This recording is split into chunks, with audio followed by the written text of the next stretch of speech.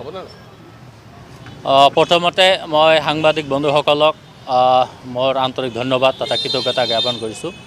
আজি all BTC venture elementary teachers এছ'চিয়েশ্যনৰ ফালৰ পৰা আমি এইকাৰণেই সংবাদমেলৰ আয়োজন কৰিছোঁ যে যোৱা 11 তাৰিখত আমাৰ BTC চৰকাৰে আমাৰ BTC অঞ্চলৰ যিমান ভেঞ্চাৰ বিদ্যালয় আছে এইখিনি প্ৰভিন্সিয়েলাইজ কৰাৰ কাৰণে ৰাজ্য চৰকাৰৰ অনুমোদন সাপেক্ষে ৰাজ্যপালৰ অনুমোদন সাপেক্ষে আমাৰ BTC এছেম্বলিত আইনটো উত্থাপন কৰিছে বা বিলটো উত্থাপন কৰিছে আৰু ইয়াত শাসক বিৰোধী সকলোৱে একমত হৈ বিলটো পাছ কৰি দিছে। আৰু আমি জানো আমাৰ এডুকেশ্যন নিয়মৰ পৰা আমি শুনিছোঁ যে 12 তাৰিখৰ দিনাই BTCৰ পৰা ৰাজ্য চৰকাৰলৈ এই বিলটো প্ৰেৰণ কৰিছে। কিন্তু আজি 10 তাৰিখ প্ৰায় একমাহ হৈ গ'ল, এতিয়ালৈকে আমাৰ আইনখন আমাৰ অসমৰ সন্মানীয় মুখ্যমন্ত্ৰী ডক্টৰ হিমন্ত বিশ্ব শৰ্মা ডাঙৰীয়াৰ টেবিলতে পৰি আছে। গতিকে আমি বৰ দুখ পাইছোঁ আৰু এই আইনখন পাছ কৰাৰ লগে লগে আমি BTC চৰকাৰক আমি ধন্যবাদ দিছোঁ, অসম চৰকাৰকো আমি ধন্যবাদ দিছিলোঁ। কিন্তু এতিয়া দেখা যায় যে ৰাজনৈতিক মেৰপেচত পেলাই আকৌ আমাক ইলেকশ্যনৰ আগত আইনটো পাছ নকৰি আমাক আকৌ তিলকৈ ইলেকশ্যনৰ পিছত লৈ যোৱাৰ এটা অভিসন্ধি চলি আছে বুলি আমাৰ অনুমান হৈছে।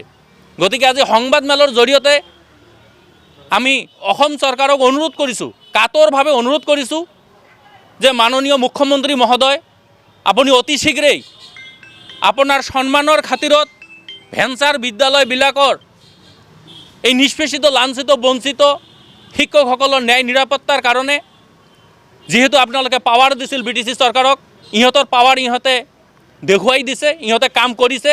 এজন সুদক্ষ EM পাইছোঁ ৰবিৰাম নাৰ্জাৰী ছাৰ, তেখেতৰ বলিষ্ঠ নেতৃত্বত হাগ্ৰামা মহিলাৰী ছাৰৰ বলিষ্ঠ পদক্ষেপত এই বিলটো পাছ হৈছে। এতিয়া আপুনি পাছ কৰি দি আপুনি কৃতিত্ব লোৱাৰ কাৰণে আপুনি আগবাঢ়ি আহক, কাৰণ আপুনি যদি পাছ নকৰি দিয়ে তেনেহ'লে এইটো ব্লেক এণ্ড হোৱাইট হিচাপে থাকিব, কাগজে হৈ থাকিব, এইটো আইনত পৰিণত নহয়। ৰাজ্যপালৰ ছিগনেচাৰ নহ'লে এইটো আইন নহয়। গতিকে আমি আজি আপোনাক অনুৰোধ কৰিছোঁ, আজি 10 তাৰিখ 11 আৰু 12 তাৰিখ এই 2 দিন আমি অসম চৰকাৰক টাইম দিছোঁ। এই 2 দিনৰ ভিতৰত যি পৰ্যায়তে আছে আইনখন বিলটো আইনত পৰিণত কৰি আমাৰ ৰাজহুৱা কৰক, আমাক মাতক, আমাক আশ্বস্ত কৰক।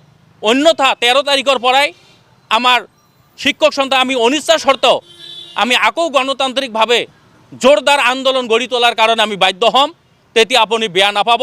আৰু এটা আমি বিশেষ সূত্ৰে গম পাইছোঁ যে 13 তাৰিখত কোকৰাঝাৰলৈ ভাৰতৰ সুনামধন্য প্ৰধানমন্ত্ৰী মহোদয় আহিব।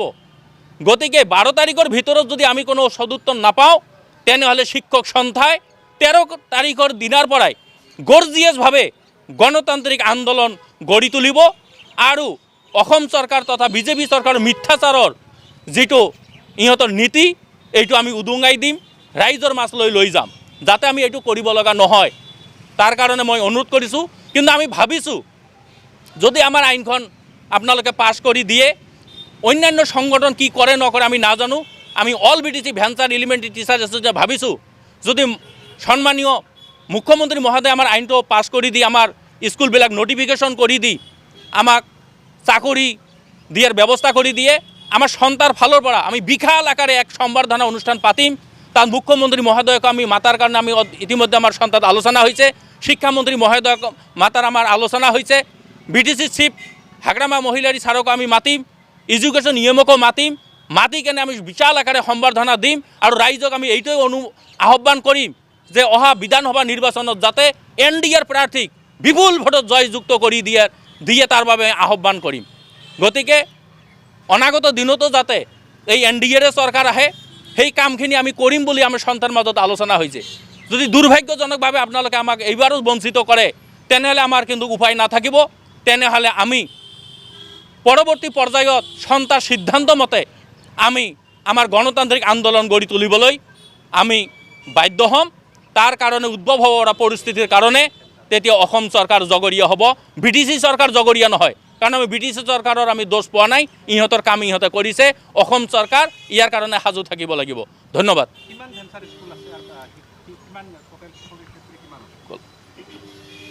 এতিয়া আমাৰ যিটো বিল ইয়াত আমাৰ পাছ কৰিছে সেইমতে মই টোটাল ফিগাৰটো মই আপোনাক কৈ আছোঁ যে এই আইনত টোটাল 5,216 জন টিচাৰ বা নন টিচিং ষ্টাফ লৈ এই বিদ্যালয়খিনি প্ৰাদেশিকৰণ কৰা হ'ব বুলি এই বিলত আছে। 5,216 জন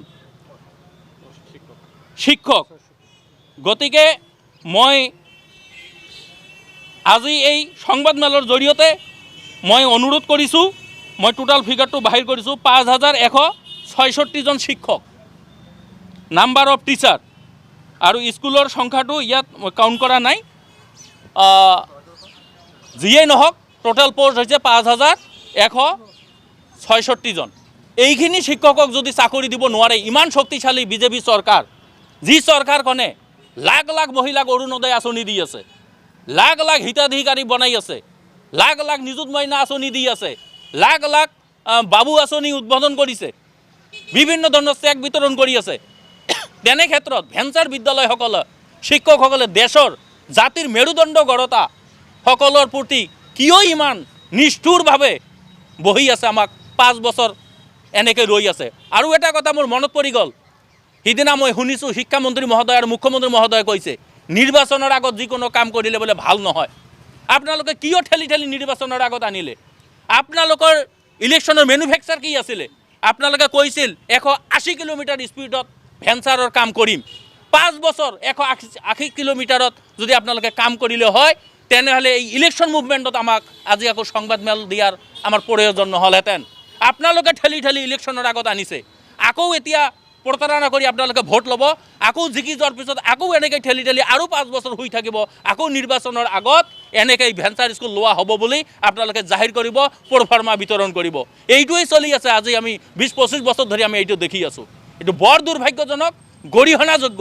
গতিকে আমি অনুৰোধ কৰিছোঁ, অহা 2 দিন সময় দিছোঁ, 2 দিনৰ ভিতৰত বিলটো আইনত পৰিণত কৰি আমাৰ শিক্ষক সন্থালত আলোচনা কৰি আমাক আশ্বস্ত কৰক, আমাক নটিফিকেশ্যন দিয়াৰ ব্যৱস্থা কৰক, লাগিলে অৰ্ডাৰটো ইলেকশ্যনৰ পিছত দিয়ক।